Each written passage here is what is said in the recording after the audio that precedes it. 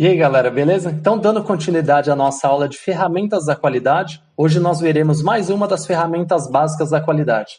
Então, a nossa aula de hoje será sobre esse diagrama de Chikawa, que também é conhecido como diagrama de causa e efeito. Nas literaturas é muito comum conhecer esse termo aí, o aportuguesado, vamos dizer assim, de causa e efeito. E também ele é conhecido, nome comum, de diagrama espinha de peixe. Ele tem esse nome de diagrama de Chikawa em homenagem ao criador dessa ferramenta. Então, o diagrama espinha de peixe é uma ferramenta muito comum, muito fácil de ser aplicada e que resolve muitos dos nossos problemas. Então, para nós aqui da qualidade, é imprescindível aprender um pouco mais sobre essa ferramenta e saber a sua aplicação. Ela irá resolver muito dos nossos problemas do dia a dia. Uma ferramenta extremamente simples, fácil de aplicar, só que ela dá um resultado muito bom para a gente e vai nos livrar de muitos problemas lá no nosso trabalho. Então, ó, qual que é o objetivo dessa nossa ferramenta? Então, o diagrama de causa e efeito, ela é uma maneira gráfica de representar a relação entre um determinado efeito, ou seja, um problema que eu tenho, e todas as possíveis causas. Então, em vez de ficar anotando, eu tenho esse probleminha aqui, coloca um tracinho na frente, depois escreve, então provavelmente é causado por isso. Em vez de ficar escrevendo texto, que fica mais difícil, de eu criar uma lógica, um entendimento em cima disso, eu crio uma maneira, ou seja, eu crio um desenho, uma forma mais agradável, mais apresentável, de eu analisar aquela relação do meu problema com todas as possíveis causas. Então, esse diagrama de Chikawa foi uma sacada que ele teve, que foi isso. Eu não preciso de texto grande, eu não preciso criar frases bonitas e de efeito. Eu crio uma estrutura simples, conhecido como espinha de peixe, onde eu vou destacar o meu problema, que nesse caso é o nosso efeito aqui, e vou analisar todas as possíveis causas para que esse problema possa acontecer. Então, o diagrama de Chikawa, o objetivo dele é isso.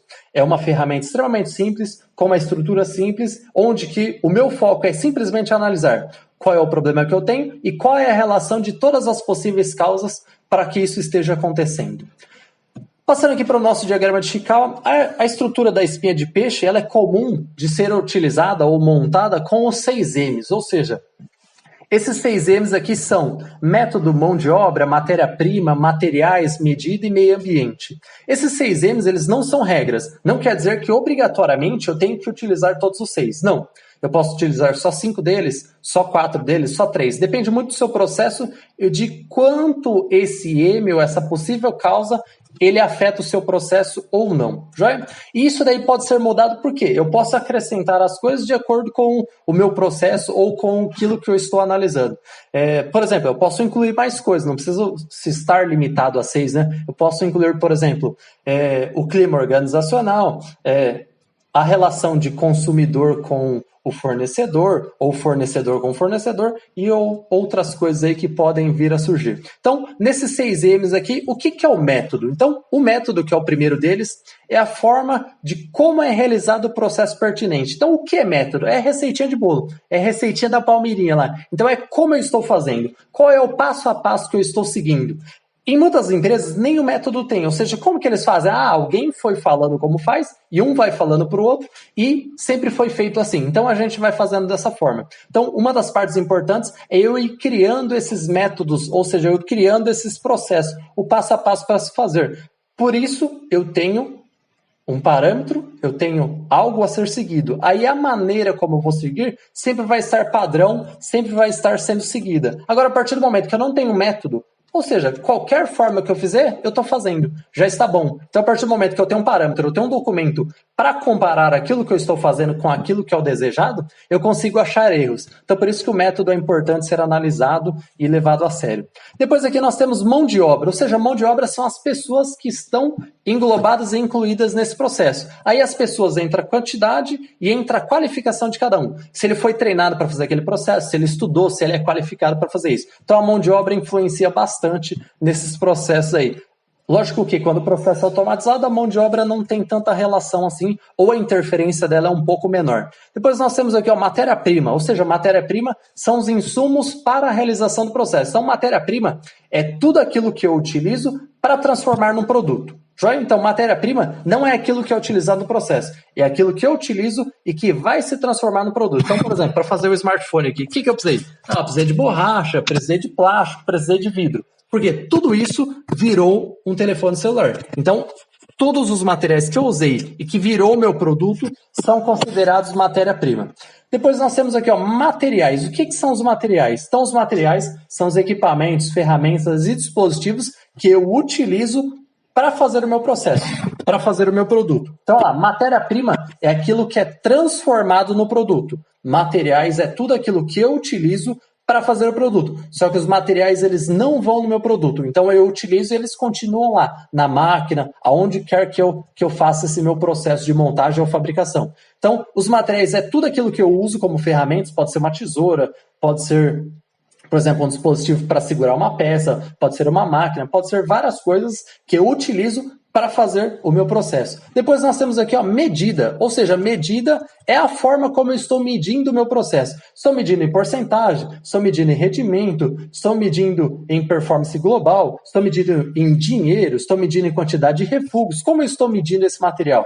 Eu estou medindo em milímetros, em metro. Então tem várias formas de medir. Então são as medidas desse meu processo e como eu estou controlando ele. Joia? Então, por isso que a medida é importante nesse caso, porque é a forma como eu estou controlando o meu processo. E em muitos casos, a galera nem controla. Produz aí, bate a meta. Quando bater a meta, aí a gente para. Só que, será que eu estou analisando todas as performances do meu processo? Então, medida é importante por causa disso. Depois eu tenho, por último aqui, meio ambiente. Então, meio ambiente não é o meio que está ao nosso redor, ou seja, tá frio, tá quente, tá chovendo, não tá chovendo, que é o que a Maju fala lá no no clima-tempo lá. Então, meio ambiente não é só isso. Meio ambiente também é as características do local. Ou seja, aonde eu estou trabalhando? Estou trabalhando num galpão? Estou trabalhando fora? Estou trabalhando na rua? Estou trabalhando numa pista? Estou trabalhando subterrâneo? Estou trabalhando num lugar que está molhado, que está seco, que tem muito pó, que tem pouco pó, que, sei lá, pode pegar gripe. Por exemplo, agora, quem está trabalhando no local, no hospital? Cara, um local extremamente difícil, tá muito risco. Diferente de quem está trabalhando, sei lá, no laboratório químico ou na agricultura. Então, o local ele interfere bastante nesse ponto. Então, meio ambiente não é só a temperatura ou se está com terra, se está asfaltado e etc e tal. Então, meio ambiente também pode ser organização, disposição, layout, a estrutura do galpão. Por exemplo, eu não posso montar uma fábrica numa casa. Será que vai ficar bom? Pode ser que sim, pode ser que não. Mas a estrutura do galpão industrial, ele tende a ter um rendimento melhor, né? Aí tem vários estudos em cima disso aí e a gente não vai falar. Então, passando aqui, ó, qual que é a estrutura do diagrama? Estrutura extremamente simples. Então, ele tem o formato de uma espinha de peixe, justamente por isso, para não analisar nada mais além disso. Então, o que eu tenho aqui, ó? O problema, ou seja, o meu efeito, ele deve ser evidenciado, ou seja, ele tem que ser destacado. E comumente ele é colocado na cabeça do peixe, que é o ponto principal de análise aqui. Já então, o meu problema é o primeiro. Eu primeiro tenho que definir o problema. O que nós queremos analisar? O que nós queremos estudar para resolver? Então, defina um problema. Definido o problema, aí eu vou colocar ali na estrutura do Ishikawa, que é o efeito, e com isso, nós vamos estudar ou colocar nas espinhas todos os possíveis causas, ou as prováveis causas, que nesse caso aqui, ó, são 6Ms. Lembrando que não necessariamente eu preciso utilizar os 6Ms. Então, são eles aqui, só para a gente relembrar: materiais, meio ambiente, mão de obra, máquinas, medição e métodos. Então, o que eu devo fazer aqui na parte de estrutura do diagrama de espinha de peixe? Eu defino o efeito, ou seja, aquele problema que eu tenho e quero resolver, e quais são as possíveis causas, só que dentro de alguns grupos. Que grupos são esses? Os 6Ms. Joia? Depois disso, eu tenho que usar o diagrama de Ishikawa para quê? Para ver qual que é a relação, ou seja, qual que é a ligação, qual que é a probabilidade, falando difícil, vamos dizer assim, do efeito, ou seja, do meu problema com todas as possíveis causas. Joia? Então, eu tenho um problema. Mas o que está causando esse meu problema? Sei lá, eu estou com dor de cabeça porque eu não amarrei o tênis direito. Será que isso tem ligação? Então é isso que nós devemos fazer com esse diagrama. Eu questionar o porquê que está acontecendo tal coisa. Por que isso aconteceu? Será mesmo que se eu deixar de amarrar o tênis vai causar uma dor de cabeça? De repente, se eu pisar no cadarço, tropeçar e der com a cabeça no chão, opa! Eu achei uma ligação dessa causa e desse efeito. Então, eu dei um exemplo muito besta aqui. De mim não dá para esperar uma coisa séria também, né? Não tem como.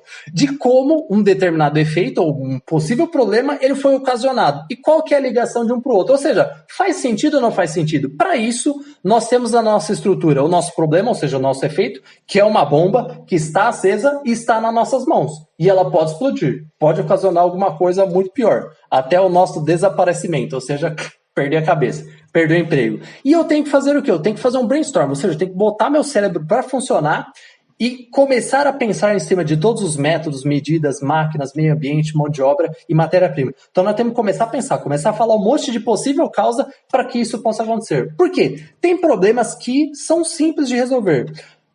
Para um determinado problema eu tenho uma única causa. Mas nem sempre assim. Nossa, seria um mar de rosas, seria o mundo ideal, de que para todo problema eu tenho uma única causa. Aí fica fácil, fica uma análise linear, mas nem sempre assim. Então, na maioria das vezes, eu tenho várias possíveis causas ou um conjunto ligado de causas que eles refletem num determinado problema ou no efeito. E é por isso que nós usamos esse diagrama, para descobrir essa relação das possíveis causas e quais são essas causas aí. Então vamos lá. Exemplo 1 aqui. Então eu trouxe um diagrama que o efeito ou o problema é camisa com defeito. Então só existe um defeito para a camisa sair com defeito. Por exemplo, a camisa não está com botão, então isso é um defeito. Qualquer coisa que tenha mais não é considerado defeito, jamais. Então eu tenho uma porrada de coisa, um monte de coisa que pode ocasionar no quê? Na camisa com defeito. Então, nesse exemplo aqui, ó, ele usou máquinas, mão de obra, método e material. Então, o que tem no material que pode causar a camisa com defeito? Opa, tecido inadequado. Então, se eu não usar o tecido adequado, ele vai sair ruim. Joia? O que tem no método que causa a camisa com defeito? Olha lá, molde com defeito. Então, o método é como eu estou fazendo. O molde está errado, o método que eu estou usando para fazer não é adequado. Esse molde não serve para esse tipo de camisa. Então, obviamente, que ela sai com defeito. Depois, o que está acontecendo na mão de obra que causa a camisa com defeito? Então, olha lá, falta não qualificação, ou seja, os funcionários não estão treinados. Se eles não estão treinados, obviamente que isso vai ser refletido no produto. Então, o que está acontecendo com a máquina que as camisas estão saindo com defeito? Falta de manutenção. Então as máquinas não têm manutenção, tá tudo remendado, tudo zoado, todo bagaçado as máquinas. E a camisa não vai sair alinhadinha, não vai sair uma marca top. Vai ser o reflexo do seu processo. Já então, esse primeiro modelo aqui é camisas com defeito. Perceba que a estrutura é extremamente simples. Consigo fazer com uma caneta, consigo fazer com um pedaço de papel, tranquilamente. Exemplo 2. Aqui já é um exemplo um pouco mais elaborado. Olha lá. Probleminha aqui, ó. Sempre com comida. Bolo não cresce. Só existe uma causa que o bolo não cresce? Não. Por exemplo, o bolo não cresce. Esqueceu de colocar fermento. Então, resolveu. É só botar fermento que o bolo cresce. Não sei, nem sempre é assim. Então, o que pode acontecer no meu processo como um todo? Lembrando que nós estamos falando de processo industrial, apesar que isso pode se aplicar na nossa vida também. O que pode acontecer com o confeiteiro? Ou seja, confeiteiro é a mão de obra, o método que ele está usando, a receitinha, o passo a passo, o material e a máquina para que o bolo não cresça. Então, eu vou ler um exemplo de cada um aqui, ó, e percebo que agora eu tenho a possível causa, as causas primárias, que são essas primeiras setas, e as causas secundárias. Então, analisando aqui, ó, o que aconteceu com o método que o bolo não cresce. Então, olha lá, temperatura insuficiente, causa primária. Mas temperatura insuficiente, ainda dá para puxar essa linha, ainda dá para analisar mais fundo, dá para cavar esse buraco. Então, o que aconteceu que a temperatura não foi suficiente? Opa, alguém desligou o forno, causa secundária. Opa, então tá aí, tá explicado. Se alguém desligou o forno, nunca a temperatura vai chegar. Então, ele não vai crescer. Uma outra coisa que nós temos, que nós podemos analisar aqui, ó. Olha lá, ó. O que aconteceu com o confeiteiro, ou o que provavelmente aconteceu com o confeiteiro que o bolo não cresceu? Erro na mistura. Mas como assim erro na mistura? Ele teve uma distração ou esqueceu de misturar direito. Mas peraí, como que o confeiteiro errou na mistura? Provavelmente ele distraiu. Hoje em dia é muito comum.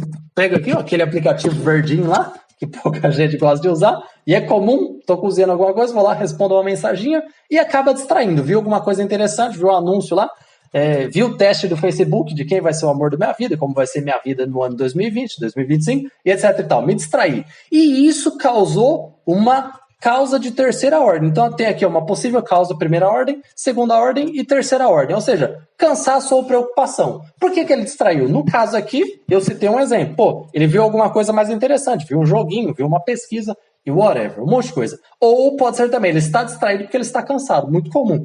Ele está distraído porque dormiu mal, está preocupado com alguma coisa. Então percebo que nesse nosso diagrama nós podemos ir um pouco mais a fundo e ir detalhando melhor as nossas causas, ou seja, ir puxando esse fio e essa linha de pensamento. Depois nós temos aqui, ó, Um terceiro exemplo, mais simplesinho também, ó. Olha lá, costuras desalinhadas. Então, por que a costura sai desalinhada? Só existe uma forma, a máquina está torta. Não. A agulha está torta. Não. Tem um monte de causas. Então, analisando essas possíveis causas aqui, ó, o que pode estar acontecendo com a máquina que ela está causando desalinhamento na costura? Falta dispositivo antifalha. A máquina é antiga, então, hoje o processo é muito mais rápido, a máquina não consegue acompanhar. Isso é muito comum nas indústrias. O que está acontecendo no ambiente que as costuras estão saindo desalinhadas? Temperatura alta no local de trabalho. Se a temperatura está alta, o que pode estar acontecendo? Isso está interferindo aí no processo, está interferindo nas costureiras, está havendo dilatação térmica, pode acontecer um monte de coisa. Esse ambiente aqui pode refletir na pessoa que é a mão de obra também.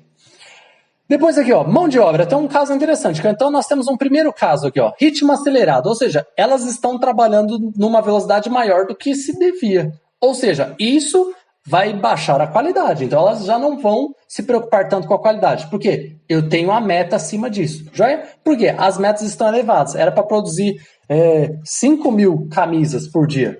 Estão produzindo 7 mil. Cara, aumentou demais a meta. Então, para compensar isso daí, eu vou ter que perder em algum outro ponto. Para compensar essa balança, né? Perdi onde? Na qualidade, porque eu ganhei velocidade. Joia?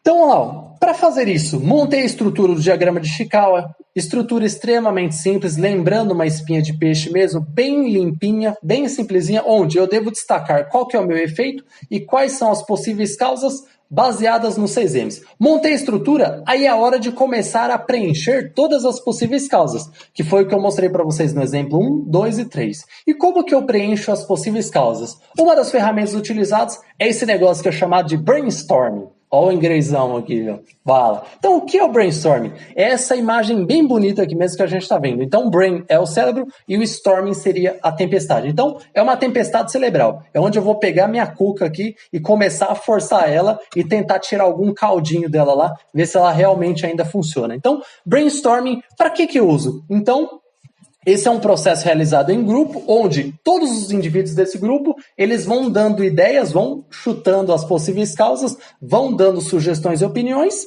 para a gente tentar resolver esse determinado problema. E isso no começo não pode ser criticado. Então, não é hora de, por que o bolo não cresceu? Porque o meu primo não veio em casa hoje. Cara, não faz sentido isso, meu. Não tem porquê, não sei. A não ser que seu primo não tenha trago algum ingrediente, aí pode ser que tenha alguma relação. Já então, não é hora de criticar ainda. Vai falando qualquer ideia, qualquer besteira vale. Porque o bolo não cresceu? Porque não colocou maionese? Não sei.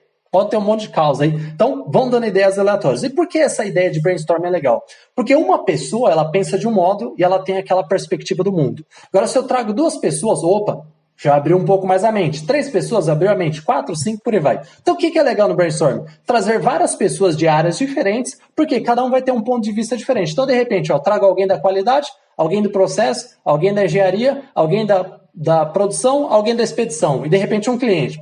Tenho 6 pessoas, cada um com um ponto de vista diferente. A possibilidade de eu achar essa possível causa é muito maior. Diferente de eu pegar todo mundo pensando igual. Não adianta de nada. Já? Então, o propósito desse brainstorming é isso, eu lançar as ideias ou os detalhes com um certo foco. Nesse caso, usando essa ferramenta do diagrama de Chikawa, o foco é resolver o meu problema, achar as possíveis causas de um determinado efeito. Feito isso, feito o diagrama de Chikawa, colocou todas as possíveis causas, o que nós devemos fazer? Então, primeiro, nós devemos escolher as causas mais prováveis, ou seja, de tudo aquilo que foi dito, começa a verificar, com base na experiência, com base em dados do processo, o que faz sentido e o que não faz. E já começa a riscar as coisas que não valem a pena. Por quê? Eu não preciso testar hipótese por hipótese para ver se isso é verdadeiro ou se isso é falso. Eu consigo já mesmo, na teoria, ir riscando algumas coisas com base na experiência ou no conhecimento do processo e com os dados dele também. Já então, nós temos um determinado sintoma e várias causas. Nós temos que analisar quais são as possíveis causas que nós vamos testar na prática para ver se ela realmente tem uma relação causa e efeito. Depois que listamos algumas causas prováveis, aí vem o passo que é o quê? Comprovar a relação causa e efeito. Então, o que nós temos que fazer? Uma possível causa do bolo não crescer é a falta de fermento. Então vamos lá no processo. Pego o fermento, coloco o fermento e asso o bolo. Cresceu. Então, o fermento realmente faz sentido. Se não tiver fermento, o bolo não cresce. A outra possível causa, alguém abriu e fechou a porta do forno 5 vezes. Vamos lá no processo, vamos ver isso. Então, bota o bolo passar, abre 1, 2, 3, 4, 5. Testou. Não, o bolo cresceu. Então, essa não é uma possível causa. Então, o que eu estou querendo dizer é o seguinte, que nós temos que pegar o processo e colocar e tirar essa possível causa e analisar o funcionamento do processo. Se eu colocar a causa e houver variação no processo, quer dizer que isso é um possível sintoma para que o problema ou o efeito aconteça. Se eu coloquei e tirei essa possível causa e o processo permaneceu estável, quer dizer que isso não tem relação alguma. Já? Então, a relação de causa e efeito que nós descobrimos aqui, ó, o mais comum, enchentes, tanto é que nós passamos por isso juntos aí no mês passado. Meu, enchente é um efeito, mas qual que é a causa da enchente? Pô, asfaltaram todas as vias, então não tem como a água escoar, a tubulação é muito pequena, porque a quantidade de casas aumentou, a quantidade de lixo que eles jogam na rua, então são todas possíveis causas. E o efeito de tudo isso é o quê? A enchente. O que é bastante comum a galera fazer é resolver o problema de imediato, naquele momento, mas não resolver a causa raiz. E esse termo é bastante comum, encontrar a causa raiz. Então, por exemplo, imagina só começou a chover. Aí começou a gotejar em casa. Eu vou lá, pego um balde, coloco o balde, resolvi o problema. Não está molhando mais o chão, não está me incomodando. Encheu o balde, eu troco ele, daí a gente aprende com o Chaves. Beleza? Jogo a água fora e vou enchendo. Parou de chover, ufa, me livrei, resolvi o problema. Na verdade, não. Momentaneamente eu resolvi aquilo. Mas eu não identifiquei e não arrumei ou consertei a causa raiz. Ou seja, eu não cortei o mal pela raiz. Esse é o dito. Então, o que eu devo fazer? Eu devo procurar aquelas causas e remover o mal pela raiz. Ou seja, o que está acontecendo que está gotejando a minha casa? Ah, tem uma telha trincada. Então, para resolver o problema de vez, eu tenho que fazer o quê? Trocar a telha. Esse é o sentido de eu aplicar o diagrama de Chikawa. Visto tudo isso daqui, por que eu devo usar o diagrama de Chikawa? Porque as quebras, ou seja, os efeitos, os problemas, aquilo que eu vejo é a ponta do iceberg. E essa analogia do iceberg é muito comum. A ponta do iceberg é uma pequena parte daquilo que a gente enxerga. Só que lá para baixo da água, o iceberg é muito maior e tem um monte de coisas que a gente não enxerga, ou seja, a gente não vê. Então, na nossa análise aqui, os problemas, os defeitos, aquilo que a gente corre atrás para controlar na qualidade, é a ponta do iceberg, é uma parte muito pequenininha. Só que lá embaixo, ou oculto ao processo, estão acontecendo várias coisas simultâneas que causam esse determinado problema, essa quebra. Então, alguns exemplos aqui, ó. Sujeira, corrosão, vazamentos, folgas, desgaste, trinca e tantas outras coisas inerentes ao processo. Então, o que nós temos que olhar é o seguinte, que o problema, ou aquilo que está me dando dor de cabeça, eu não posso resolver momentaneamente, eu tenho que procurar a causa raiz. E que esse problema é apenas uma pontinha, que é um mundo gigantesco, escondido, que nós devemos ir atrás e procurar. Como que eu procuro isso? Uma das ferramentas é o diagrama de Chikawa, ou seja, é uma forma de eu sentar e analisar com calma tudo aquilo que está acontecendo no meu processo. Ou seja, é um processo de investigação de todas as possíveis causas para aquele problema que eu estou tendo no momento. Então, a nossa aula sobre o diagrama de Chikawa foi isso. Até mais!